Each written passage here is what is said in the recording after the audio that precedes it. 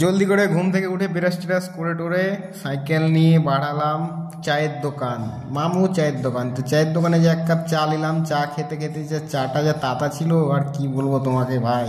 চাটা খাওয়ার পর বেরিয়ে চলে গেলাম ওখান থেকে। বেরিয়ে চলে যাওয়ার পর লেভারের ওখানে এলাম। লেভারের ওখানে দেখতে পাচ্ছ সব লেভার দিয়ে একটা 5,000 নিলাম। 5,000 মুখে ভরলাম। 5,000টা মুখে ভরার খেতে খেতে খেতে খেতে রাস্তায় যেতে যেতে দেখতেই পাচ্ছ রাস্তার ব্যাকগ্রাউন্ডটা। রাস্তার ব্যাকগ্রাউন্ড তো দেখতেই পাচ্ছ বন্ধুরা তোমরা। তো যে যে কাজের সাইডের দিকে আগালাম, কাজের সাইডে এসে দেখতেই পাচ্ছ কাজের সাইড, এটা কাজের সাইডে এসে এখন কাজের সাইড দেখাচ্ছি তোমরাকে। হ্যাঁ, এখন রড বাঁধার কাজ চলছে।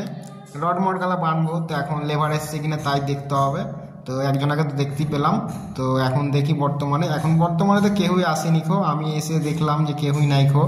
তো এই জায়গাটাতে দেখতে ভালোই লাগে। তো এখানে পাহাড় এলাকার ওখানেই কাজ হচ্ছে, পাহাড়ের পাশেই। পাহাড়গুলো দেখছো তো কি ভিউস আসছে বন্ধুরা, দারুণ ভিউস বুঝলা। এই ভিউস যা কি বলবো, রঘুনাথপুরে যা ভিউস আছে না পাহাড়ের, না যা উঁচা উঁচা পাহাড়, প্রচুর ভিউস আসে বন্ধুরা। দেখছো তো ভিউস গুলা কেমন আসছে, দারুণ ভিউস আসে। এখানে কেউ যদি ফটো শ্যুট করতে আসো রঘুনাথপুরে অবশ্যই আসবো ভাই। রঘুনাথপুরে বিশাল বড় বড় পাহাড় আছে এখানে, আর পাহাড়ের পাশেই আমাদের কাজ হচ্ছে।